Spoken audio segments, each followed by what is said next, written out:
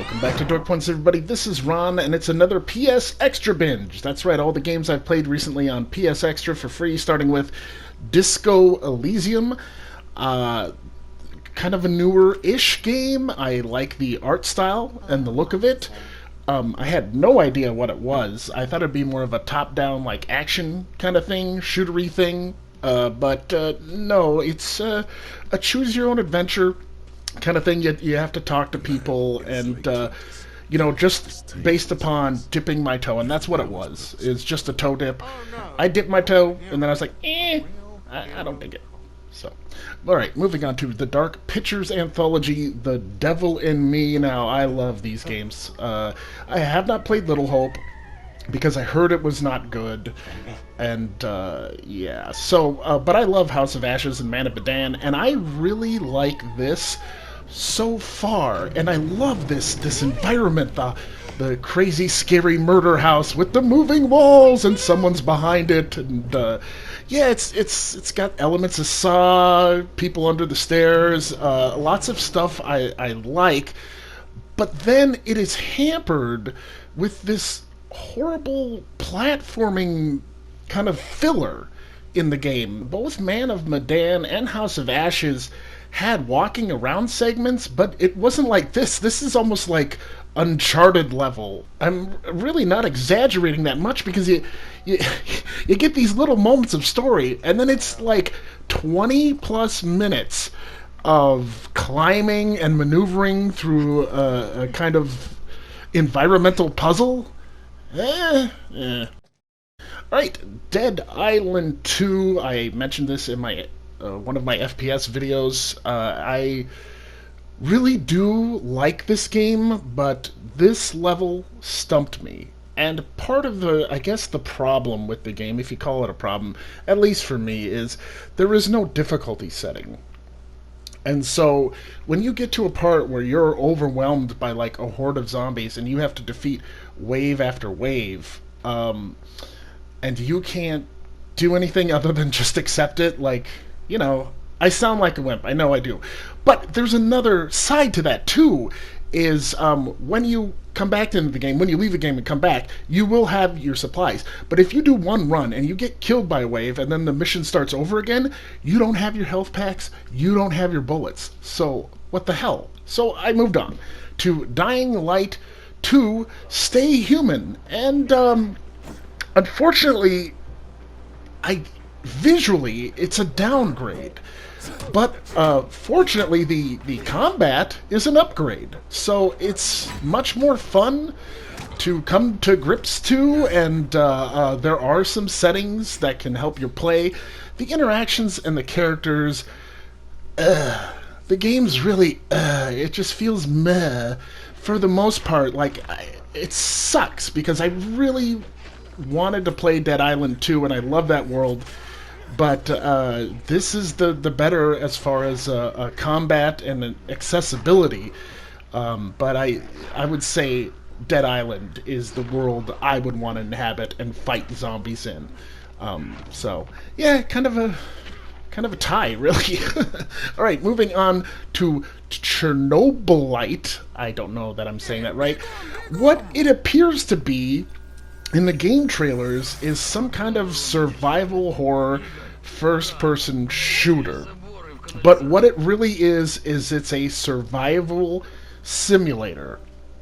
So you inhabit some land close to the Chernobyl disaster, but it's an alternate future or history or something.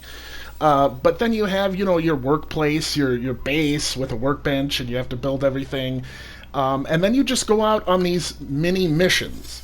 And the mini missions are for resources. And then they give you this little 6-shooter. I presume, you'll be able to purchase better guns at some point. But this is kind of aggravating as you're getting into the game. And you really do feel sometimes like you're being punished for exploring. Oh, look at that. The weird, creepy baby doll walking by. Yeah. That's great. But, for the depth and scope here, it is interesting, but just playing little mini-missions to gather resources, I'm not interested in that. Alright, moving on to Clash, Artifacts of Chaos, a beautiful looking game, just absolutely 100% an interesting art style here, and look at this character. It's so different and cool. But there's these duels in the game, and it's kind of a Dark Souls it's a Souls-like sort of, and you play these dice games to get an advantage in the duel. And then they get to, throw their dice too. And, the first tutorial fight was okay. I got killed on this one, and then I came back as this skeleton wood version of myself without skin, and I realized, oh, this is kind of like Mortal Shell, and I kind of put it down. We'll see if I keep playing. Gorgeous to look at, though. And now Stick Fight, the game. Really cool. Actually, really fun. Great local co-op. Me and my daughter loved it. Then we went online and went against 2 other people. That was also really fun. The levels seem endless, and there's no point where they stop to like tally up who's winning until you actually exit the game, and then I think it gives you stats there. It definitely gives you stats there, but yeah, it's just kind of this endless run, but really cool game. And yeah, again, you're gonna put it down after probably 10 minutes, but in that 10 minutes you're gonna have fun, guaranteed. And now Ghostbusters Spirits Unleashed Ecto Edition. So you're in the Ghostbusters firehouse. They do a little tutorial, and then they send you out on these 4-player online campaigns where the 4 of you try to wrangle a ghost together. And it's really cool for the most part, but not a lot of lifespan here, I guess I'd say. I mean, once I played it for 20 minutes, I was like, okay, there. Good, I'm done with that. I mean, unless you had some friends who were really into it. I love the Ghostbusters firehouse, though. That was really cool just to explore that area. So that was kind of fun, yeah. Sonic Frontiers is the next game.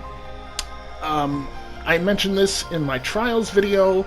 It's a beautiful game. For the most part, to look at.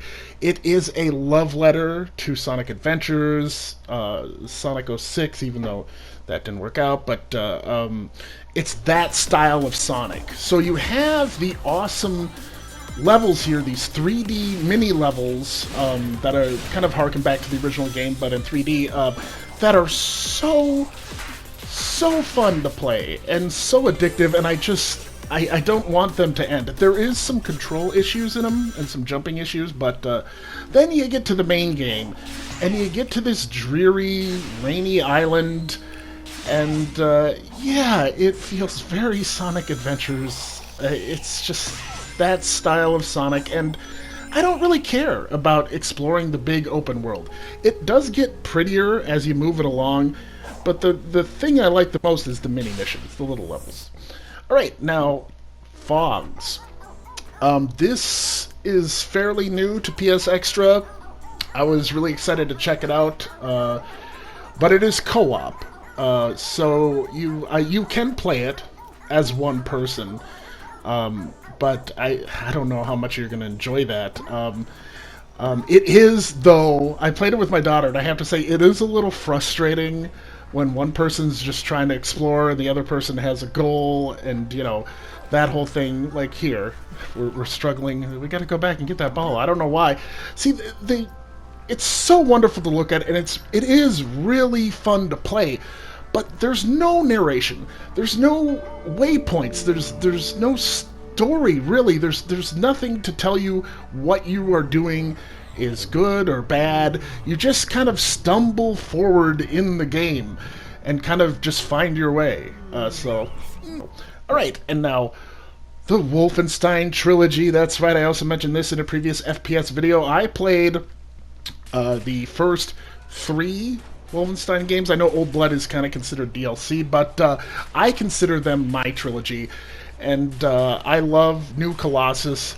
I think Old Blood is probably the best of the 3 games, except that it's short, and the boss fight for that game is the worst. So that's sad. But yeah, New Order, I think, is God, one of the best shooters. It's 10 years old now, and just playing it again, it really holds up, and you really do find some of these characters endearing. Of course, all the games have the throwback version of Wolfenstein 3D, and they're really great and fun to play. The version on New Colossus, Wolfenstein 2 New Colossus, is the best version because they give you the whole game in an arcade in the submarine bay. Okay, so now, New Colossus. As much as I love some of the levels, they're iconic, they're amazing. This story is so brutal and dark and just ugh, yeah. I mean, I understand the reality of the situation would be very dark and dire, but for as beautiful as this game is, and this set design and this level design, the game's a downer, man. It kind of makes you feel bad, especially a lot of the cutscenes. You're watching them and you just kind of want to look away. You're like, ugh, I don't want to see that. It's so, ugh, makes your soul feel bad. Also, Wolfenstein New Colossus is so hard compared to the other two. I don't know why they spiked the difficulty, but anyway, there you go. Wolfenstein Trilogy. Yeah, that's all the games I played for PS Extra recently, so I hope you enjoyed that. Thank you for watching. Like and subscribe, and Dork Points, goodbye.